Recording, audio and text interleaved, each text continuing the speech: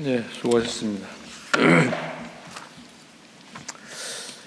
그 교육부 발표 자료 중에 5페이지에 보니까 초중고 사교육 감소, 사교육 총액은 5.7%가 줄었다. 참여율은 4.3%가 줄었다. 그렇게 돼 있네요. 사교육 총액이 줄은 건 학생 숫자가 줄어서 총액이 줄었던 것도 있겠죠? 5페이지.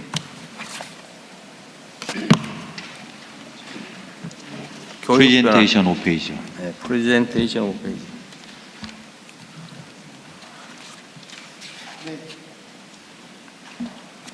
이게 총액이 5.7% 전년 대비 줄었고 사교육 참여율도 4.3%가 줄었다고 돼 있는데 네. 혹시 사교육 총액이 줄어든 거는 아이들 숫자가 줄어들어서 생긴 거 아니냐? 그렇지 않습니다. 아, 그래? 네, 네. 숫자는 똑같은데 근데 왜 줄어들었을까요? 맨날 늘어난다고 다 계속 난리였잖아요. 늘어났었는데요. 네. 그러니까 올해 들어서 특히 그 사교육에서 유아나 초등학교 1, 2, 3학년 학생들이 돌봄의 필요에 따라서 가든 사교육 분야를 저희들이 적극적으로 지원하게 되면서 통합 돌봄을 확대하면서 네네. 어거지로 학원 보내던 게 줄었다. 네네, 뭐 이렇게 그런 이해하면 것도 됩니까? 크게 요인으로 보입니다. 네. 다행이네요. 그 다음에 하나는 지금 이제 과거에는 하여튼 점수로 1등부터 지금 학생 수가 응시 인원 수가 연간 몇 명이나 됩니까? 학력고사 뭐 하여튼 이런 거 보는 수능 시험 말씀입니까? 약 45만 명 정도. 45만 명? 하여튼 이 45만 명을 1등부터 쭉 점수를 매겨가지고 하여튼 한 개 등수 차이 0.000 뭐 몇 점 이렇게 될 수도 있겠죠. 근데 이렇게 하는 거고 이제 등급제가 생겼잖아요. 1등급, 2등급, 3등급. 근데 같은 등급 안에는 점수 차가 있지만 같이 취급하는 거죠. 근데 이게 이제 그 전원을 등수를 다 매기는 거하고 등급을 매기는 거하고 이게 이제 등급을 매기면 입시 과열이 조금 줄어들 수 있는 거죠. 네, 그렇다고 보고 있습니다. 그 등급제를 도입한 취지는 원래 그런 건가요? 등수제로 안 하고 등급제를 도입한 이유는 뭐예요? 그 전체를 어디서 개인 40몇만을 등수로 하기는 아무래도 어려움이 있어서요. 그래서 이제 9등급제로 하다가 이 등급제를 5등급제로 하면서 조금 더 그나마 그러니까 경쟁을 좀 완화하려고 한 거겠죠. 그렇습니다. 네. 5등급인데 이걸 만약에 예를 들어서 2등급으로 한다. 또는 극단적으로 한 개 등급을 했다고 하면 이제 등수가 의미가 없어지는 추첨제가 되는 거죠. 그렇게 되는 거잖아요. 그렇게 생각할 수 있습니다. 아니 이론적으로는 그렇지, 이론적으로. 네. 어쨌든 등급의 계급을 숫자를 줄이는 만큼 경쟁은 좀 완화되는 거죠. 네, 어쨌든 전체적으로 지금 이 새로운 사회 AI가 도입되는 AI. 아니 제가 보는 네. 단순히 제가 이론적인가 물어보는 거예요. 네, 네. 예를 들면 우리 입시제도가 과거에는 등수제로 하다가 등급제로 전환했고 등급이 어쨌든 9등급에서 5등급으로 줄었다는 거잖아요. 네. 그러면 예를 들면 상위 1등급이 예를 들면 이제 20%? 네. 20% 안에서는 그 성적 차이가 입시에 영향을 안 미치는 겁니까? 일단 수능 점수 자체로는 안 미치는데 안 미치는 거죠. 네. 다른 요소, 다른 건 빼고 그건 다른 것으로 평가로 빼고. 판단하죠. 네. 점수 자체만은 네. 같은 등급이면 똑같이 취급하는 거죠. 네. 그렇죠. 네. 그러면 소위 그 실력을 구분하기 위해서 무지하게 어려운 문제를 한두 개를 넣잖아요. 소위 킬러 문항이라고 그럽니까? 네. 요즘도 이게 변별을 하기 위해서 어려운 문제를 넣죠, 시험에. 안 합니까? 교육 과정 안에서 낼 수 있도록 최대한 권장하고 있고 그런 의도적인 킬러 문항은 배제하는 것을 기본으로 하고 있습니다. 그러면 지금은 그 수능 시험에는 교과서 외에서는 안 나옵니까? 최대한 교육 과정에서 소화한 내용으로만 출제하도록 권장하고 있습니다. 예. 뭐 물론 이제 변형은 있겠죠. 예를 들어 똑같은 문제인데 네. 숫자를 바꾼다든지 그렇습니다. 이런 거 있을 텐데. 이게 왜 물어보냐면 어쨌든 사교육 또는 선행학습, 특히 이제 사교육 교과서에 안 나오는 문제가 어떻게 나올지 모르니까 그거를 대비하기 위해서 어쨌든 아주 고득점을 하기 위해서 그런 거는 지금은 그러면 많이 없어진 거예요? 제가 좀 교과서에 안 나오는 거 시험 문제 대비하기 위해서 네, 사교육 받는 건 없어진 거예요? 제가 좀 답변 올리겠습니다. 그 오지선다 객관식 시험을 치고 있고요. 이제 수능에서는 일부 영어 제외 국어 한문은 절대평가 등급제로 하고 있고 나머지 과목은 여전히 상대평가 표준 점수를 주고 있습니다. 주고 있는데 지금 수능이 32년간 시행되면서 기출 문제를 피하면서 정상적인 문제를 출제하는 데 한계에 봉착해 있습니다. 그래서 아주 이상한 문제들이 나왔다고 흔히 뉴스로 나오는 것이 그것입니다. 그래서 이제 이른바 상위권 변별력을 위해서 이른바 킬러 문항이라고 불리는 문제가 나오고 있고 완전히 해소됐다고 생각되지 않습니다. 현재 그래서 객관식 수능시험을 계속할 것이냐의 문제는 깊이 한번 고민해 봐야 될 주제입니다. 근데 결국은 평가의 편의를 위해서 그러니까 오해받지 않고 평가 점수로 어쨌든 선별 기준, 변별력을 확보하려고 문제를 어렵게 내는 거잖아요. 네. 시험 문제 다니면 다 점수 네. 똑같아져 버릴 테니까. 네. 근데 그게 결국은 학생들을 위해서라기보다는 선발하는 측의 편의와 안전성을 위해서라고 보는 게 맞겠죠. 그런 측면이 있습니다. 그러니까 교육 당국이 이제 오해받지 않고 좀 확실하게 이제 칸을 치고 5등급이라도 어쨌든 나누고 이런 거를 하는데 혹시 의심을 받을까 해서 웬만하면 다 객관식으로 하고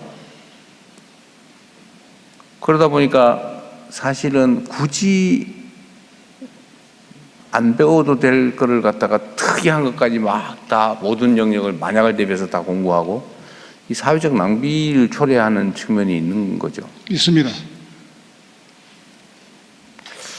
근데 이게 고민을 좀 해보자는 취지인데요. 지금은 학생들에게 과거에는 해답을 쓰는 능력을 주로 길러줬잖아요. 네. 뭐 이 닥치는 문제를 어떻게 풀 거냐.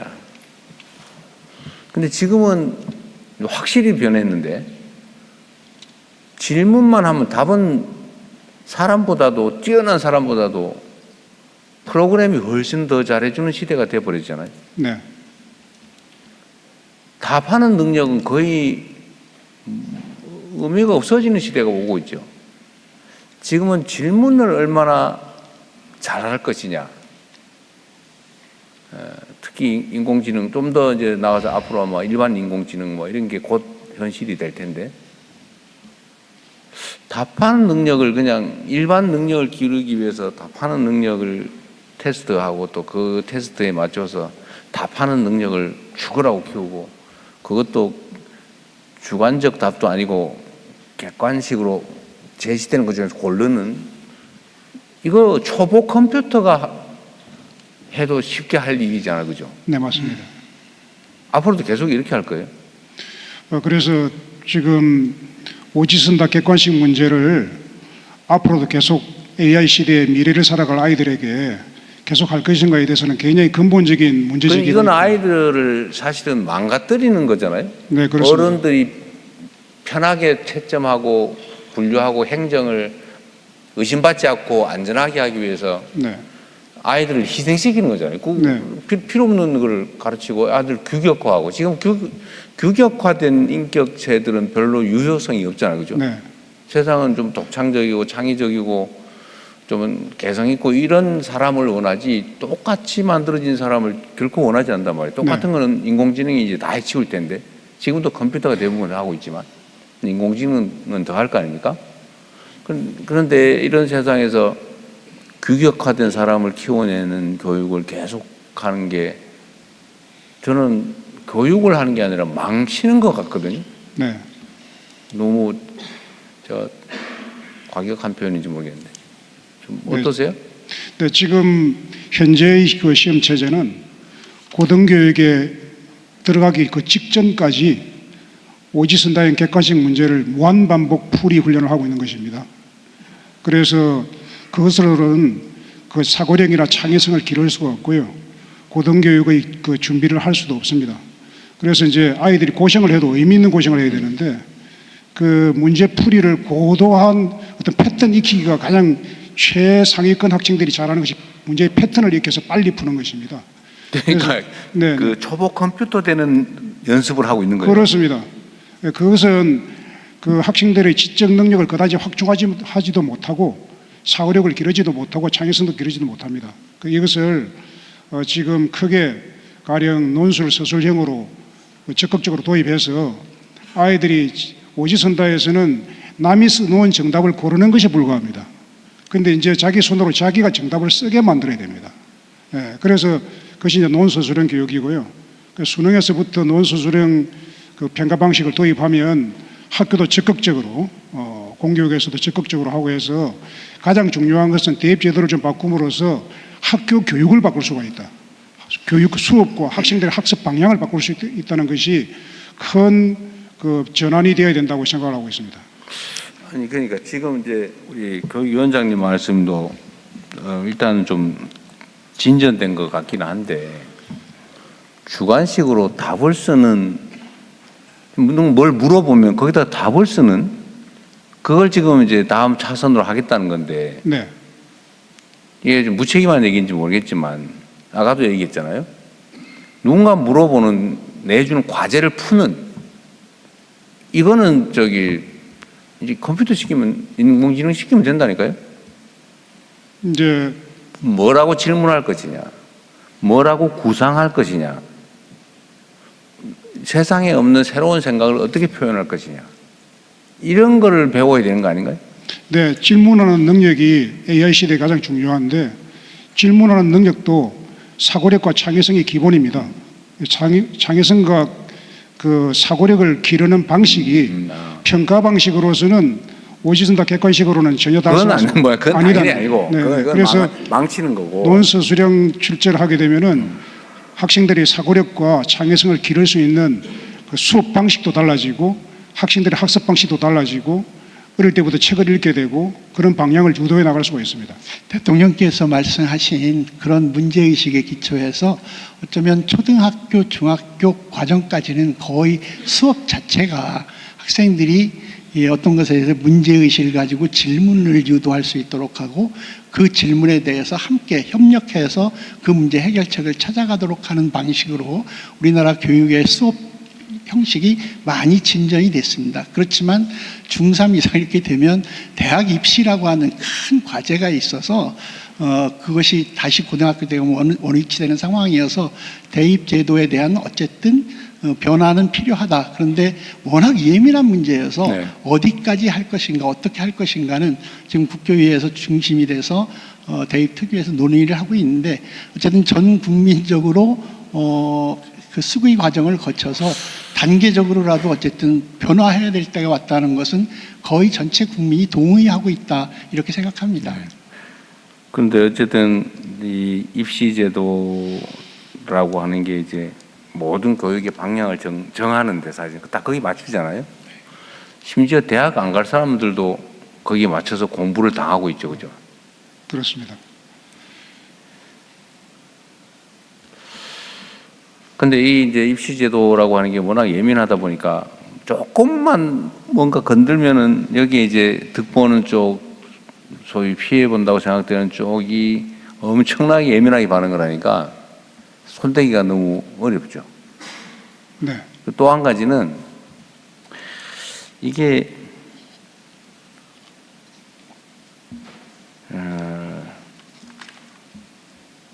선택의 여지가 없는 게 또 문제죠. 그러니까 모두가 오로지 대학 입시라고 하는 거에 맞춰서 대학별로 안 갈 사람까지도 그냥 쫙 거기에 맞춰서 고등학교뿐만이 아니라 중학교, 심지어 초등학교까지, 어쩌면 그 이전에 유아교육까지. 네. 네, 이런 상태에서 지금 교육 그 입시제도의 변화를 주려고 하면은 너무 어려울 것 같아요, 그죠? 이제 저는 대학, 사실은 그걸 별로 권장을 안 하는 쪽인데 사실은 네. 교육제도, 입시제도에 손대가지고 칭찬받은 예가 없어요. 네. 잘하면 칭찬받을 수 있다고 생각합니다. 진짜요? 네. 너무 자신감 넘치는 것 같은데. 그동안의 그 입시제도 변화는 주로 그 유불리 조정, 각 대학 입시를 준비하는 그룹들이 있습니다. 뭐 고등학교 유형도 다르고 유불리 조정 등에 상당히 신경을 많이 썼는데요. 그것은 교육 내용을 변화시키는 힘이 없었습니다. 그런데 대학 입시 제도가 교육 내용을 변화시키는 힘이 있습니다. 수업도 바꾸고 학습 방식도 바꾸고 하는 힘이 있기 때문에 대학 입시의 그 힘을 이용해 가지고 교육 내용을 바꿀 필요가 있다. 대통령의 말씀처럼 대학 안 갈 아이도 대학 입시에 필요한 그런 교육을 해야 되느냐 이런 말씀을 하셨는데, 대학 안 갈 아이들을 생각한다면 더더욱 오지선다 객관식을 해서는 안 됩니다. 그건 당연하죠. 네네. 그런 아이들을 생각한다면 더더욱 사고력과 창의성을 기르는 뭔가 자기의 생각을 쓰는 그것을 계속 고도화해 나가는 교육을 해야 되고요. 그래서 여러모로 보더라도 어느 모로 보더라도 대입제도는 좀 크게 그 평가 문항 방식이 좀 바뀌어야 된다, 그렇게 생각하고 있습니다. 네, 어쨌든 뭐 이 정도 하시고요. 뭐 저도 답은 없습니다. 답은 없는데 답답한 건 사실이에요. 그러니까 매우 어려운 과제이지만 지금 이제는 그 AI 시대로 전환하고 있는 시대에 어렵고 힘든 과제이지만 반드시 해야 될 과제라고 생각하고요. 그래서 그 우리 국민주권 정부 시대에 국교유학교육부가 손잡고 어쨌든 국민들께 최대한 좋은 방안을 마련해서 제안하면서 방향이라도 확실하게 잡는 것이 이 시대 저희들의 과제라고 생각하고 있습니다. 그 다음에 그 지금 연결된 질문인데, 이제 사람들이 세상을 살아가려면 하여튼 뭔가 생산 수단을 가져야 되잖아요. 근데 지금은 이제 인공지능이라고 하는 이전에는 보지 못한 새로운 획기적인 엄청난 생산 도구가 생겨나는데, 이건 이제 우리 모든 국민들에게 쥐어 드려야 될 거 아닙니까? 인공지능을 어떻게 이해하고 어떻게 활용할 거냐.